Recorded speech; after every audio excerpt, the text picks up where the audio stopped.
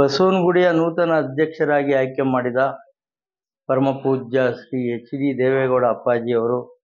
ಮತ್ತು ಮಾನ್ಯ ನಮ್ಮೆಲ್ಲರ ನೆಚ್ಚಿನ ಅಣ್ಣವರಾದ ಕುಮಾರಣ್ಣ ಅವರು ಮತ್ತು ಬಸವನಗುಡಿಯ ನಮ್ಮ ಬಂಗಾರದ ಬಾಗೇಗೌಡರು, ಅರಮನೆ ಶಂಕರ್ ಮತ್ತು ಬೆಂಗಳೂರು ನಗರದ ಅಧ್ಯಕ್ಷರಾದ ರಮೇಶ್ ಗೌಡ್ರವರ ಶ್ರಮ ಮತ್ತು ಬೆಂಗಳೂರು ಸೌತ್ ಅಧ್ಯಕ್ಷರಾದ ತುಳಸಿರಾಮ್ ಅವರ ಶ್ರಮ, ಈ ಎಲ್ಲ ಪಕ್ಷದ ನಾಯಕರುಗಳ ಒತ್ತಾಸೆ ಮತ್ತು ಅವರ ಆಶಯದಂತೆ ನಾನು ಈ ಒಂದು ದಿವಸ ಬಸವನಗುಡಿಯ ಜನತಾದಳದ ಪಕ್ಷದ ಅಧ್ಯಕ್ಷನಾಗಿ ಕಾರ್ಯನಿರ್ವಹಿಸುವುದರಲ್ಲಿ ಒಪ್ಪಿಕೊಂಡು ಅಧಿಕಾರವನ್ನು ಸ್ವೀಕಾರ ಮಾಡಿದ್ದೀನಿ. ಮುಂದಿನ ದಿನಗಳಲ್ಲಿ ಪಕ್ಷದ ಹಿತದೃಷ್ಟಿಯಿಂದ ಮತ್ತು ಕಾರ್ಯಕರ್ತರ ಹಿತದೃಷ್ಟಿಯಿಂದ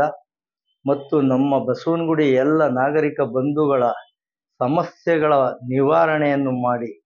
ಕುಮಾರಣ್ಣ ಅವರು, ದೇವೇಗೌಡರ ಅಪ್ಪಾಜಿಯವರು ಕರ್ನಾಟಕಕ್ಕೆ ಮತ್ತು ಬೆಂಗಳೂರು ನಗರಕ್ಕೆ ಕೊಟ್ಟಿರುವ ಕೊಡುಗೆಗಳನ್ನು, ಜನಗಳ ಮಧ್ಯೆ ಅವರು ಮಾಡಿರುವಂಥ ಸಾಧನೆಗಳನ್ನು, ಕೆಲಸಗಳನ್ನು ತೋರಿಸಿ ಮುಂದಿನ ದಿನಗಳಲ್ಲಿ ತಮ್ಮ ಸಮಸ್ಯೆಗಳ ನಿವಾರಣೆಗೆ ಕುಮಾರಣ್ಣ ಅವರ ಸರ್ಕಾರ ಅನಿವಾರ್ಯ ಅನ್ನೋ ಒಂದು ವಿಷಯವನ್ನು ಮನದಟ್ಟು ಮಾಡಿ ನಮ್ಮ ಪಕ್ಷವನ್ನು ಬೆಳೆಸಿ ರಾಷ್ಟ್ರ ಮಟ್ಟದಲ್ಲಿ ಇವತ್ತು ಕುಮಾರಣ್ಣ ಅವರೇನು ಕೇಂದ್ರ ಮಂತ್ರಿಗಳಾಗಿದ್ದಾರೆ, ಮುಂದಿನ ದಿನಗಳಲ್ಲಿ ರಾಜ್ಯದ ಮುಖ್ಯಮಂತ್ರಿಯಾಗಿ ಮತ್ತೊಮ್ಮೆ ಅವರು ಕರ್ನಾಟಕದ ಜನರ ಹಿತವನ್ನು ಕಾಪಾಡುವಲ್ಲಿ ಯಶಸ್ವಿ ಆಗಲಿ, ರೈತರ ಒಂದು ಜೀವನವನ್ನು ಉಳಿಸ್ಲಿ ಅಂತ ಆಸೆ ಇಟ್ಕೊಂಡು ನಾವು ಈ ಒಂದು ಬಸವನಗುಡಿನ ಕಟ್ಟೋದಕ್ಕೆ ಶುರು ಮಾಡ್ತೀವಿ. ಎಲ್ಲ ನಾಯಕರ ಆಶೀರ್ವಾದ ಮತ್ತು ಸಹಕಾರ, ಎಲ್ಲ ಕಾರ್ಯಕರ್ತ ಬಂಧುಗಳ ಮತ್ತು ಬಸವನಗುಡಿ ಮುಖಂಡರುಗಳ ಸಹಕಾರದೊಂದಿಗೆ ಈ ಒಂದು ಬಸವನಗುಡಿಯಲ್ಲಿ ಜನತಾದಳ ಪಕ್ಷವನ್ನು